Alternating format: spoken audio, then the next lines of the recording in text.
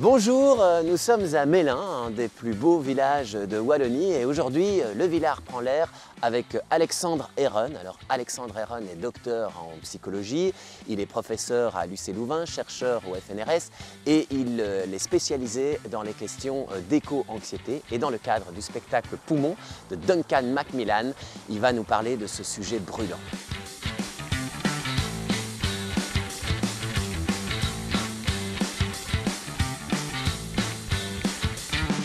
Le Villard prend l'air aujourd'hui à Mélin, en face de la magnifique ferme de la Sens. Je suis avec Alexandre Heron, docteur en psychologie, professeur à l'UC Louvain, chercheur au FNRS. Donc vous travaillez vraiment sur votre spécialité, c'est vraiment devenu les questions d'éco-anxiété. Alors l'éco-anxiété, on en parle beaucoup.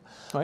On a régulièrement les rapports du GIEC qui nous reviennent, mais aussi des rapports de l'ONU sur les conséquences et aussi sur les perspectives des effets liés au changement climatique. Vous citez des chiffres d'ailleurs qui sont complètement affolants, que les victimes des catastrophes climatiques sur les 20 dernières années, on est à 1,3 million de victimes directes et 4,4 milliards, c'est ça, de victimes. Potentiellement, oui. Voilà, de victimes indirectes. Donc c'est quand même quelque chose qui est très prégnant aujourd'hui. Alors l'éco-anxiété, c'est quoi?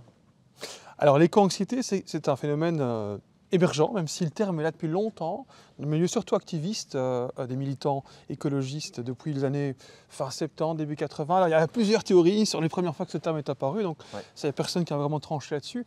Mais non, le problème c'est qu'il y a eu, il fallait vraiment, en science un peu particulier, quand on veut savoir combien de personnes souffrent de quelque chose, il faut une définition. Ouais. Même si parfois c'est un peu bizarre, réducteur. Ouais. Donc qu'est-ce que l'éco-anxiété? Alors c'était un grand débat, donc il a fallu s'accorder. Et en fait c'est le GIEC, en fait, avec une personne qui s'appelle Susan Clayton, qui est une des rares psychologues au GIEC, qui a dit qu'il faut définir l'éco-anxiété, sinon chacun va donner sa définition et ça va être un petit peu compliqué de s'y retrouver. Oui, pour savoir qu'on parle de la même chose. Moi j'aime bien dire, c'est comme si chaque personne on demandait c'est quoi 1 degré Celsius. Oui. Et puis voilà, il y aura plein de définitions créatives, c'est superbe, mais à un moment, si on veut se mettre d'accord, ça va être compliqué. C'est juste la même chose ici.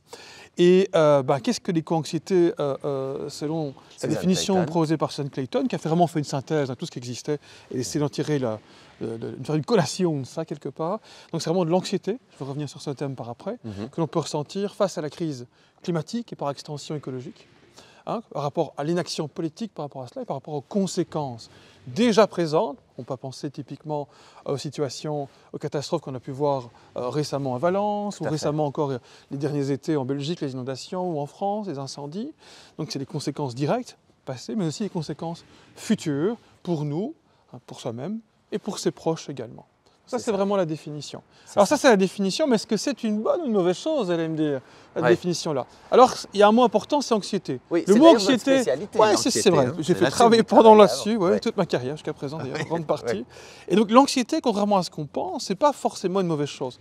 J'aime bien prendre l'exemple, un exemple très radicalement, peut-être inhabituel, mais qui est le rongeur qui sort d'hibernation. Eh bien, son premier réflexe, c'est de l'anxiété. Il va anticiper un prédateur. Donc l'anxiété, c'est ça, c'est anticiper quelque chose qui pourrait survenir. Donc on n'est pas face à la menace, elle peut arriver, mais on est prêt à réagir. Et qu'est-ce que fait le rongeur? Il est tout tendu, tout crispé, tout prêt à réagir, donc au cas où la menace surviendrait. Eh bien l'anxiété, chez l'humain, c'est juste pareil. On est prêt à réagir, tendu, crispé, on a mal au ventre, on a hérité ça de l'évolution. Pour être prêt à réagir, c'est quelque chose devait se passer. Et donc, en gros, c'est une bonne chose, c'est hautement adaptatif, parce que si une menace arrive, ça nous pousse à réagir. Le problème, c'est que si ça perdure, quelque part, on est tout le temps anxieux, qu'on n'arrive pas à transformer notre anxiété en quelque chose de sain, là, ça pose des difficultés. Et dans l'éco-anxiété, c'est juste pareil. C'est ça. Donc en fait, l'éco-anxiété en elle-même, c'est pas tellement ça le souci, c'est l'éco-anxiété qui s'additionne, qui mène à des conséquences avec de la souffrance. La souffrance, et donc, on voit ça dans nos études, on voit ça dans plein d'études dans le monde entier maintenant. On va avoir des personnes qui sont éco-anxieuses et qui, en fait, ça les booste, ça les pousse à faire plein de choses, à se mettre en action, à changer leur façon de se déplacer, de s'alimenter. Mais il y a aussi des personnes Dans les études en Europe, on arrive à 12% à peu près, de personnes qui vont avoir une éco-anxiété qui est vraiment source de souffrance.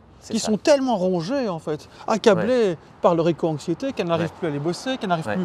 Je pense à des étudiants encore récemment qu'on a accueillis à l'université, qui n'arrivaient plus à se concentrer en cours, quoi. Ou des gens qui sont au travail, qui en fait sont rongés par ça, n'arrivent plus à faire les choses. Et ça, c'est évidemment source de souffrance. Donc tout l'enjeu sera de pouvoir passer d'une éco-anxiété adaptative, on va envie de dire, pour prendre le terme, une éco-anxiété mobilisatrice, utile, à quelque chose de paralysant et en fait source de souffrance. On continue d'en parler dans notre balade à Mélin.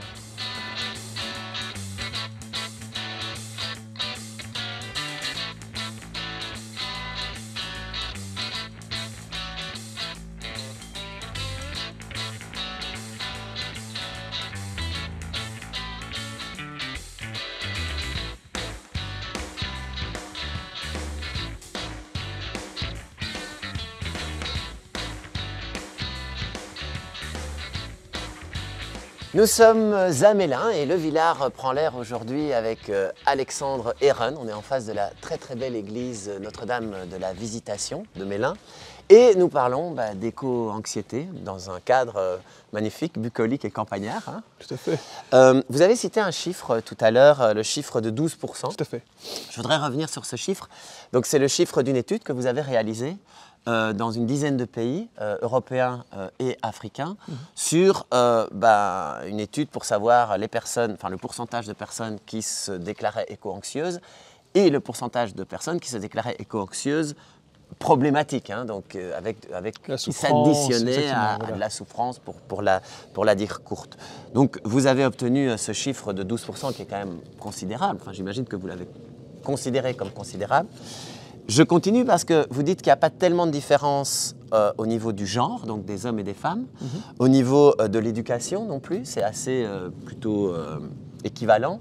Par contre, il y a une immense différence au niveau de l'âge. Vous pouvez nous en parler un peu ? Tout à fait. Il y a aussi un point important aussi, il n'y a pas de différence au niveau géographique, contrairement à ce qu'on peut penser. Il n'y a aucune différence, à part des petits détails, des petites virgules, mais qui n'ont pas de différence significative, comme on dit dans le jargon. Il n'y a pas de différence significative entre les pays d'Afrique et les pays européens. On va peut-être laisser passer la moto. Allez-y, allez-y.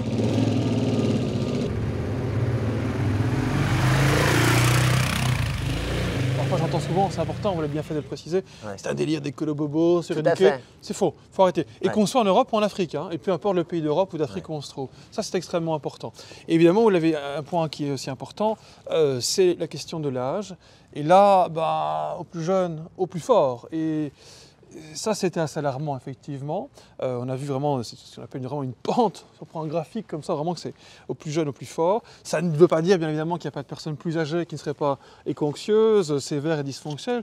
Il y a des gens qui seraient plus jeunes qui ne seraient peut-être pas impactés, mais on voit vraiment des effets très très forts. Ça fait d'ailleurs écho à une autre étude qui est devenue tristement célèbre, si je peux me permettre, de Caroline Hickman, qui a été publiée dans le Lancet Planetarial. C'est une étude vraiment très importante. C'est une étude sur 10 000 jeunes dans 10 pays du monde entier. Donc dans chaque pays, il y avait 1000 jeunes, entre 16 et 25 ans. Et là, les chiffres sont assez fous parce qu'on voit qu'on a 59% des jeunes qui vont se rapporter comme éco-anxieux, c'est-à-dire préoccupés, inquiets pour le climat, pour les conséquences. Mais ce qui est plus important, hein, c'est 45% d'entre eux, j'insiste, 45% d'entre eux qui en fait souffrent dans leur quotidien, ne savent plus se rendre à l'école, ne savent plus se concentrer, ne savent plus profiter d'un repas de famille, d'une activité, hein, tellement ils sont préoccupés par l'éco-anxiété. Et dans cette étude, il y a, moi comme psychologue, un point qui m'a encore plus alarmé, c'est que sur ces 10 000 jeunes, il y en a 75%, donc c'est 3/4 des jeunes, indépendamment des pays du monde, hein, qui n'arrivent plus à se projeter dans le futur. Ah, voilà. Ils ont peur du futur. Et moi c'est fou parce que comme psychologue, quand je pense que plein d'auditeurs, d'auditrices aussi le pensent aussi, c'est quand on est jeune, à 16-25 ans, on est inspiré par le futur, on est porté. C'est vraiment un aimant à faire ci, ça, on est dans une mise en projet, on rejette un petit peu ce qui est avant, et hop, on est aspiré par le futur. Et là, on voit un effet contraire. Alors vraiment un effet d'arrêt, on veut rester dans le présent, on ne veut absolument pas aller dans le futur. Ça, c'est très alarmant. Vraiment ça a des conséquences psychologiques énormes pour moi. Mais oui, et ça c'est vrai que c'est vraiment le nœud et on le voit aussi autour de nous que effectivement des jeunes aujourd'hui, on dit ils n'arrivent pas à se projeter dans le futur, mais on peut comprendre que ça ne soit pas évident d'arriver à se projeter dans le futur avec le futur qu'on nous annonce. Et ce ne sont pas des élucubrations, ce sont des scientifiques qui nous parle de Tout ça. à fait. Et c'est tout l'enjeu là, effectivement, pourquoi ces jeunes sont plus impactés? Parce que l'horizon 2050, c'est eux qui vont le connaître, c'est eux qui vont vivre dedans. Donc effectivement, là il y a une question de travailler avec eux, je pense aussi, hein, d'autres récits, d'autres futurs. J'aime beaucoup parfois la vision de Cyril Dion là-dessus, d'autres possibles, d'autres scénarios. Et là on a un travail énorme pour créer, réenchanter en fait un futur qui soit enviable, c'est un drôle de mot ici, mais du moins souhaitable et désirable en tout cas pour ces jeunes. Oui, mais on en reparlera justement peut-être de l'espoir et de qu'est-ce que peut-être il faudrait penser pour pouvoir utiliser en fait d'une certaine façon cette éco-anxiété à bon escient pour qu'elle soit efficace pour pouvoir passer à l'action. Mais avant, on va continuer notre balade et on va un peu parler des émotions qui sont en jeu là-dedans.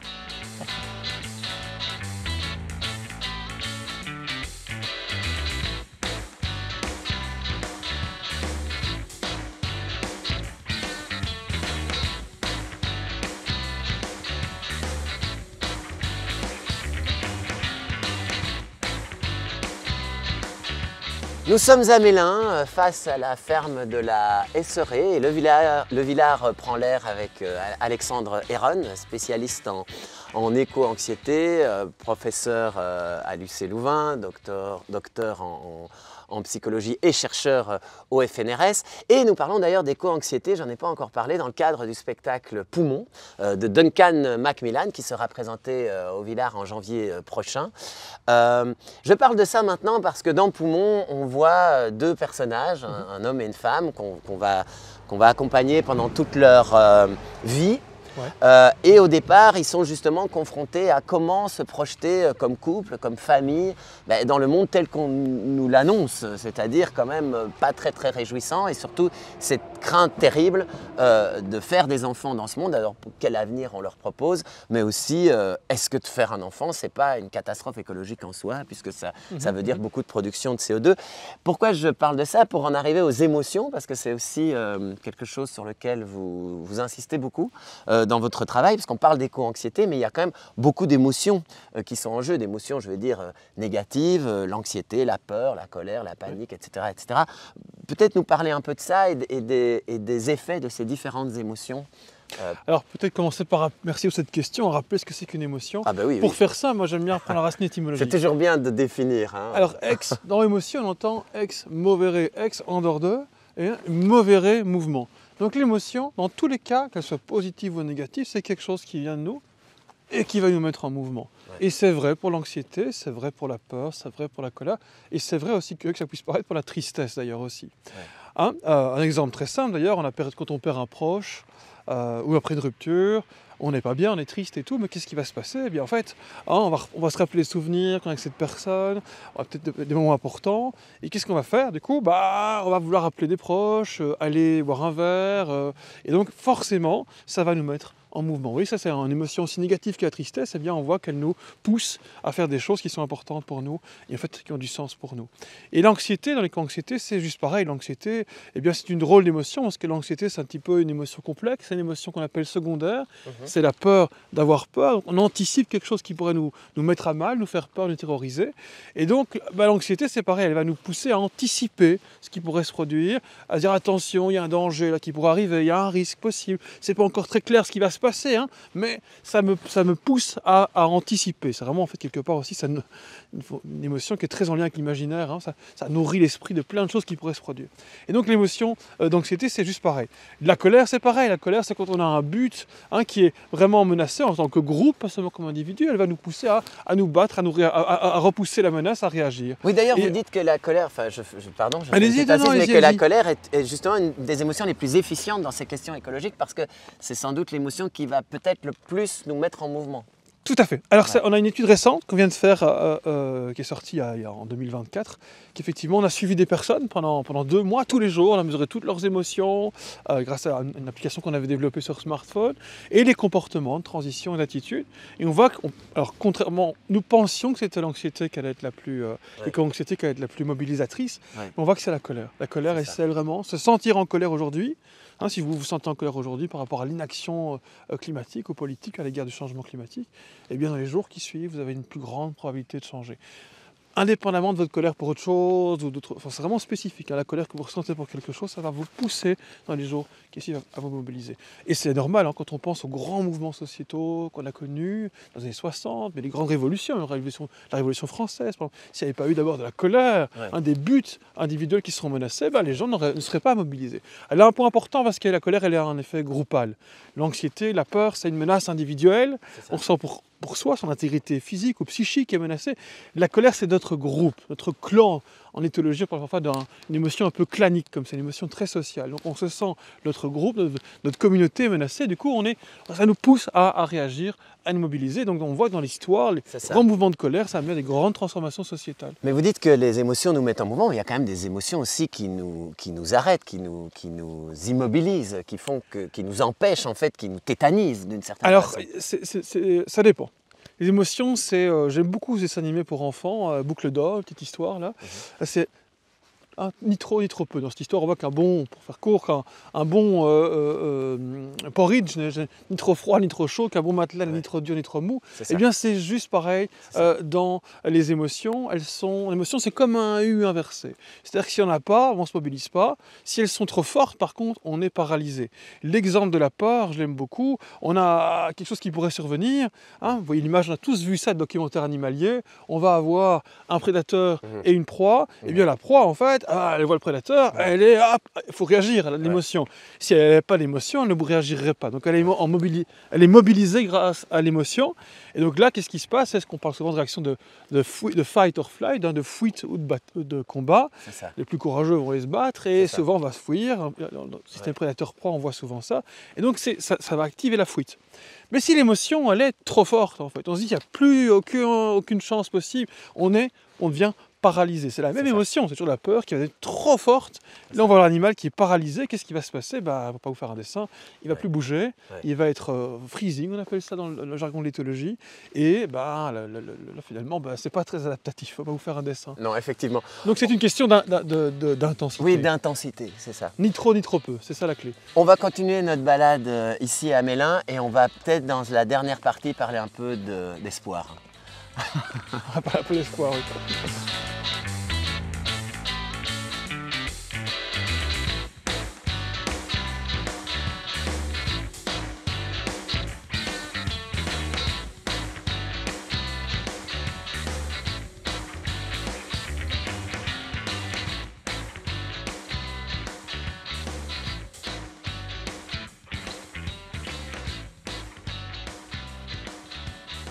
Nous sommes à Mélin, sur le chemin de Husson-Pont. On continue notre balade. Le Villard prend l'air avec Alexandre Eren, docteur en psychologie, professeur à l'UC Louvain et chercheur au FNRS. On a parlé beaucoup d'éco-anxiété. Là, on vient de parler des difficultés particulières chez les jeunes et du nombre important, du pourcentage important de jeunes touchés par une éco-anxiété et même une éco-anxiété problématique. Vous venez justement aussi de nous expliquer que en fait, l'éco-anxiété, elle peut être productive jusqu'à un certain point. À partir du moment où elle devient trop importante, envahissante, elle peut tétaniser et en fait rendre encore plus improductif. Ici, sur cette dernière séquence, ce serait peut-être intéressant de parler un peu d'espoir et de peut-être que faire en fait. Que faire, comment faut-il communiquer pour pouvoir à la fois faire face à une situation réelle sans qu'elle nous tétanise et puis pouvoir quand même avoir un regard positif sur les lendemains et pouvoir se mettre en action et avoir une vie satisfaisante d'une certaine façon. Alors vous proposez plusieurs pistes. Déjà, vous commencez par la reconnaissance des émotions. Vous dites que ça, c'est très important. C'est vrai. Effectivement, en fait, comme je l'évoquais juste avant, nos émotions, c'est vraiment pour moi une arme utile pour la transition. Et en fait, nos émotions, parfois, on a peur. Dans nos sociétés, on a de plus en plus peur de nos émotions. Une espèce d'injonction au bien-être, au bonheur, aux émotions positives. Ne plus jamais ressentir la tristesse, de la peur, de l'anxiété ou de la colère. Or, comme je l'évoquais juste avant, ces émotions, elles sont hautement utiles et si elles ne servaient à rien, en fait, elles seraient probablement, on aurait d'une part disparu, mais elles auraient aussi elles-mêmes disparu, elles ne seraient pas là si elles n'avaient aucune utilité. Ouais. Donc c'est de rappeler ça. À quoi sert la colère, par exemple? Identifier des buts importants pour moi. À quoi sert l'anxiété? Quand je suis anxieux, c'est qu'il y a quelque chose qui est menaçant, sur lequel je n'ai pas de prise. Et donc identifier à quoi je me sens comme ça et pas dire je veux vite que ça s'arrête. Non, j'ai ça. Et puis transformer ça en action, se mobiliser. Ça, c'est important. Ça. Et je fais quoi à votre deuxième sous-question? L'espoir. Alors il y a un point important, quel futur donner? Il y a un point important dans les émotions, et particulièrement dans l'anxiété. L'anxiété, vraiment, elle se déclenche quand il y a des éléments sur lesquels on pense qu'on n'a pas de prise, pas de contrôle. Et on a beaucoup d'incertitudes. Et là, qu'est-ce qui va se passer? Là, tout de suite, on a alors ces émotions très fortes. Une catastrophe va se produire, je ne peux rien y faire, je me sens impuissant par rapport à ça.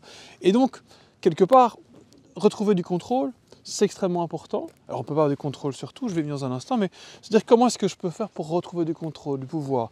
C'est se mobiliser parfois, sur quoi je peux avoir un effet, etc. Et c'est aussi important, je pense, pour les décideurs, pour les scientifiques qui communiquent aussi, c'est dire, tiens, quand on donne un message, on peut donner les faits par rapport aux faits climatiques à venir, manquaux, mais aussi qu'est-ce qu'on peut faire par rapport à ça. C'est extrêmement important. Oui. Ça, c'est un premier levier. Le deuxième levier, en fait, on n'a pas du contrôle sur tout. Il y a des choses qu'on ne pourra pas maîtriser, qu'on ne pourra jamais maîtriser, et donc là, il faut garder l'espoir. Mais l'espoir au sens, ça n'aura pas un espoir qui serait neuneux, bébête, qui serait juste attendons que tout aille bien. Non, c'est un espoir, parfois les anglo-saxons ont un terme que j'aime beaucoup, c'est active hope, l'espoir actif. Alors, on n'a pas vraiment cette distinction d'espoir passif et espoir actif en français, mais en tout cas, l'espoir actif, qu'est-ce que c'est? C'est vraiment se dire, qu'est-ce que je peux faire pour tous les jours, pour arriver au monde que j'ai envie, ou à ce que j'espère qu'il se produise. Et en fait, c'est moi-même créer, en fait, tous les jours, être ce que je veux voir advenir. Et pas simplement attendre que les choses adviennent. Typiquement, il y a parfois c'est un peu un raccourci, un peu une caricature aussi, mais la distinction entre quelqu'un qui s'est fait larguer, qui va dire « Ah je vais attendre qu'elle revienne » et faire tout ça, c'est l'espoir passif, ou cours la chercher en fait. Ouais. Ça, c'est de l'espoir actif. Et bien, c'est cette distinction, mais dans tous les sens de sa vie. C'est qu'est-ce que je veux voir advenir et d'aller vers ça. Et dans la transition, on voit que beaucoup de jeunes ont des émotions difficiles, beaucoup d'adultes aussi d'ailleurs, comme on l'a évoqué tout à l'heure, et on voit quand une situation extrêmement difficile, ce qui fait du bien et qui aide à diminuer la souffrance et améliorer quelque part aussi, à remobiliser nos émotions et leurs fonctions, c'est-à-dire de s'ajuster, de changer, c'est en fait d'être actif et de créer le monde qu'on veut voir, un monde qui est en accord avec ses valeurs. C'est faire des choses, être aussi peut-être l'exemple pour les autres, et pousser le changement, de se raccorder à d'autres personnes, et à tous les niveaux. Il n'y a pas une seule et unique réponse, bien sûr, il y a plein de possibilités pour faire ça. Ça peut être dans le collectif, ça peut être parfois simplement dans l'éducation, ça peut être dans la création, ça peut être devenir scientifique, peu importe comment on le fait, mais en tout cas, de dire qu'est-ce que je peux faire pour changer les choses dans ce sens-là. Écoutez, on va terminer cette balade sur cette note d'espoir. Merci beaucoup Alexandre Heron pour cette balade passionnante. Merci pour l'invitation. Et donc la suite, c'est au Théâtre Jean Vilar avec Poumon de Duncan Macmillan que vous viendrez voir, j'imagine. Tout à fait, oui. Merci beaucoup. Merci à vous. Merci beaucoup.